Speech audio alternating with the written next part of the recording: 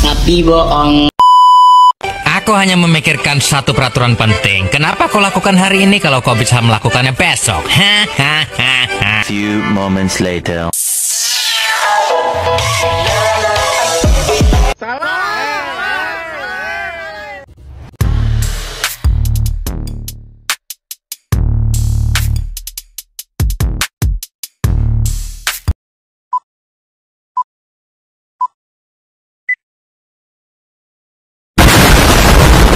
Assalamualaikum warahmatullahi wabarakatuh.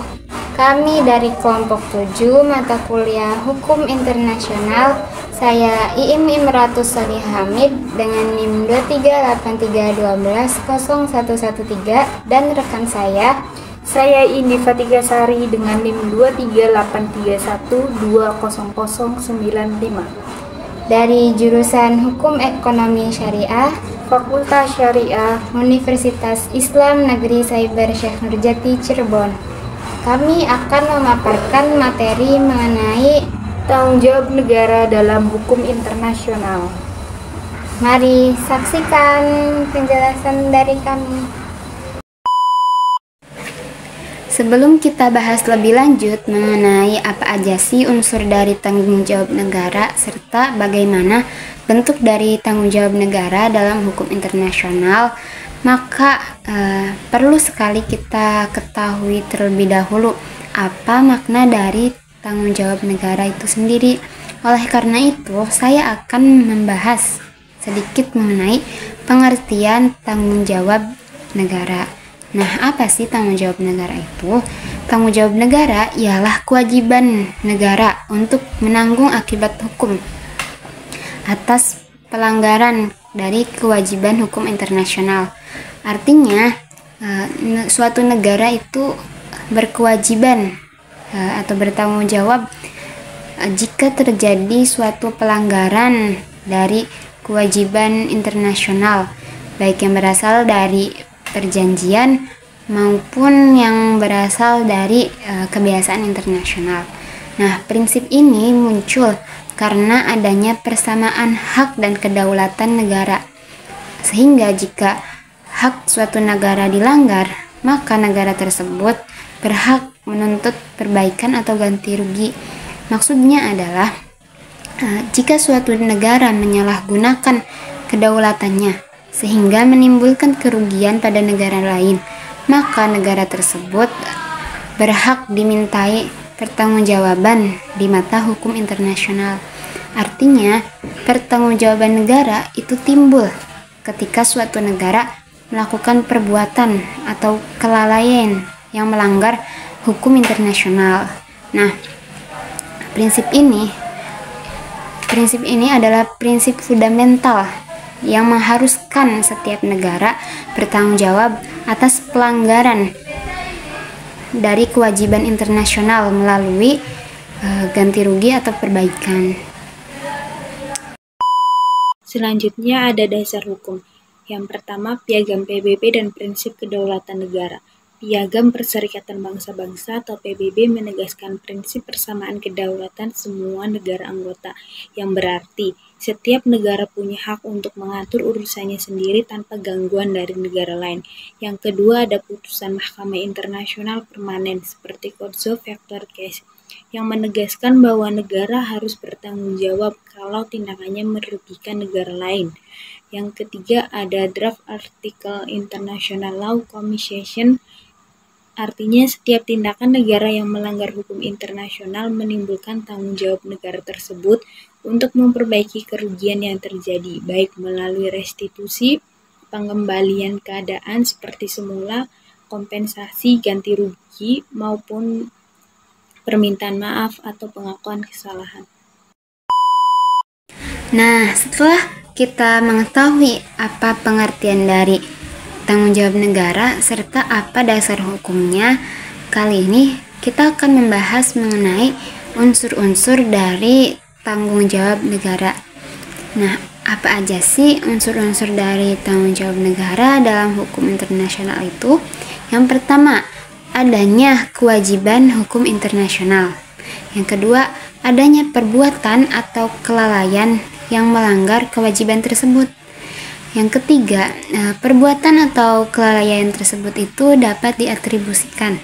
Yang keempat yaitu tidak adanya alasan pembenaran atau justifikasi. Yang kelima yaitu adanya kerusakan atau kerugian akibat dari pelanggaran tersebut. Untuk lebih jelasnya, yuk kita simak pemaparan berikut ini. Adanya kewajiban dan perbuatan. Yang pertama, kewajiban hukum internasional bisa bersumber dari perjanjian internasional maupun kebiasaan internasional. Perjanjian internasional sendiri adalah kesepakatan tertulis antara negara-negara yang mengikat mereka untuk mematuhi aturan yang disepakati bersama. Kebiasaan internasional adalah praktek yang dilakukan secara terus-menerus oleh negara-negara dengan keyakinan bahwa itu adalah kewajiban hukum yang harus dipenuhi. Kedua, ada perbuatan melanggar bisa berupa tindakan aktif atau kelalaian yang bertentangan dengan kewajiban internasional. Artinya harus ada tindakan atau kelalaian yang dilakukan oleh negara yang dapat dipertaruhkan kepada negara tersebut dan perbuatan atau kelalaian itu melanggar kewajiban hukum internasional yang berlaku. Selanjutnya yaitu unsur atribusi perbuatan kepada negara. Apa sih maksudnya?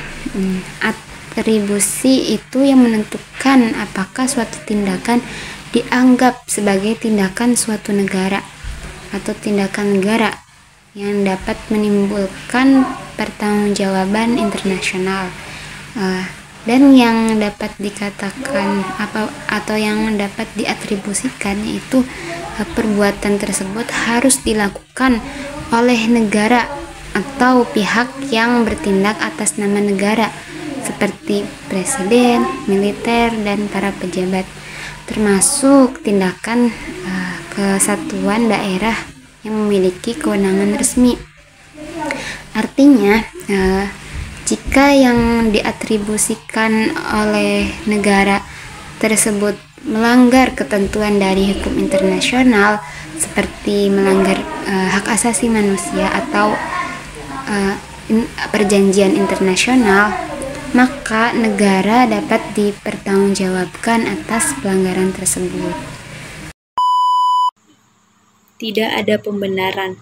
Yang pertama, alasan pembenar seperti pembelaan diri, firmajer, atau persetujuan pihak lain dapat membebaskan tanggung jawab. Artinya, dalam kondisi tertentu, negara tidak harus bertanggung jawab atas tindakan yang biasanya dianggap melanggar hukum internasional. Ada pembelaan diri berarti negara memiliki hak untuk membela diri jika diserang. Ada firmajer, kejadian tak terduga di luar kendali negara yang membebaskan negara dari tanggung jawab pelanggaran hukum internasional. Ada pembelaan diri, di sini berarti jika negara yang dirugikan setuju dengan suatu tindakan, maka tindakan itu bukan pelanggaran hukum dan negara pelaku tidak bertanggung jawab. Jika tidak ada alasan pembenaran, negara tetap bertanggung jawab. Selanjutnya yaitu unsur kerugian. Memang tidak selalu diperlukan, tetapi biasanya sering menjadi dasar klaim reparasi atau ganti rugi. Bentuk kerugiannya bisa berupa kerugian material maupun kerugian imaterial.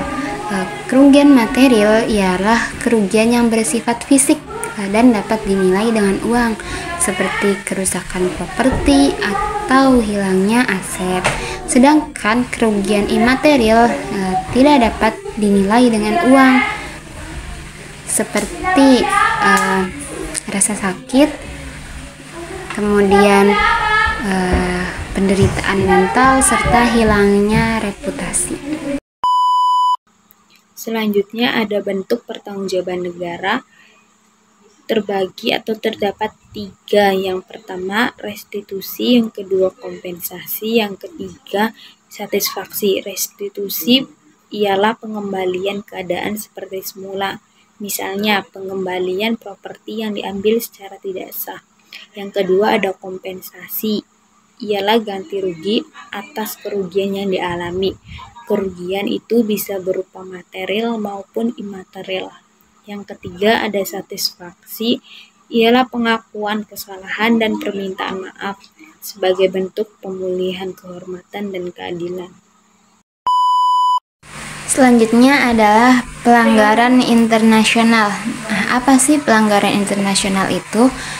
Pelanggaran internasional adalah perbuatan atau tindakan yang melanggar norma, hukum atau perjanjian internasional yang telah disepakati oleh negara-negara di seluruh dunia. Salah satu bentuknya adalah pelanggaran hak asasi manusia berat. Nah, lalu apa aja sih bentuk dari pelanggaran internasional itu? Yang pertama, ada pelanggaran genosida. Adalah tindakan dengan maksud memusnahkan atau secara keseluruhan atau sebagian kelompok kebangsaan, etnis, ras, atau agama tertentu. Dan yang kedua, ada pelanggaran terhadap kemanusiaan. Adalah perbuatan yang dilakukan sebagai bagian serangan meluas atau sistematik terhadap penduduk sipil. Yang ketiga, ada kejahatan perang, yaitu adalah pelanggaran serius terhadap hukum atau kebiasaan internasional, kebiasaan perang internasional baik oleh militer maupun sipil. Dan yang keempat adalah pelanggaran agresi, yaitu tindakan penggunaan kekuatan militer oleh suatu negara terhadap kedaulatan, integrasi wilayah, kemerdekaan politik negara lain yang melanggar Piagam PBB. Selanjutnya ada beberapa kasus yang dapat menjadi contoh dari pelanggaran hukum internasional. Salah satunya adalah kasus Nicaragua versus United States dan Corfus Enam. Kasus Nicaragua versus United States terjadi pada tahun 1986. Kasus ini merupakan salah satu kasus penting dalam hukum internasional yang diputuskan oleh Mahkamah Internasional. Kasus ini melibatkan Nicaragua dan Amerika Serikat terkait dengan tindakan Amerika Serikat yang mendukung pemberontakan Kontras di Nicaragua dan melakukan serangan-serangan terhadap fasilitas-fasilitas Nicaragua. Terdapat fakta kasus ialah pada tahun 1980-an, Amerika Serikat mendukung pemberontak Kontras yang berusaha menggulingkan pemerintahan Sandinista di Nicaragua. Amerika Serikat juga melakukan serangan-serangan terhadap fasilitas-fasilitas Nicaragua, termasuk pelabuhan-pelabuhan dan instalasi-instalasi minyak. Ada putusan Mahkamah Internasional. Mahkamah Internasional memutuskan bahwa Amerika Serikat telah melanggar kedaulatan Nicaragua dan melakukan tindakan-tindakan yang melanggar hukum internasional, termasuk yang pertama menggunakan kekuatan militer terhadap Nicaragua, yang kedua mendukung pemberontak Kontras di Nicaragua, yang ketiga melakukan serangan-serangan terhadap fasilitas-fasilitas Nicaragua. Terdapat tanggung jawab negara. Mahkamah Internasional menegaskan bahwa Amerika Serikat bertanggung jawab atas tindakan-tindakan tersebut dan harus mengganti kerugian yang ditimbulkan pada Nicaragua. Pembahasan selanjutnya sangat menarik karena kasus ini menjadi presiden penting dalam hukum laut dan hukum internasional mengenai kedaulatan negara, tanggung jawab negara, dan hak lintas damai di perairan internasional. Ialah kasus Corfus Enam.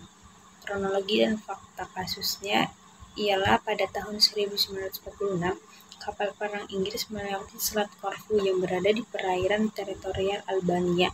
Pada 15 Mei 1945, bateri pantai Albania menembaki kapal Inggris tetapi tidak mengenai kapal. Pada 22 Oktober 1946, dua kapal Inggris menabrak rinjau laut di perairan Albania, menyebabkan kerusakan parah dan kematian 44 awak kapal.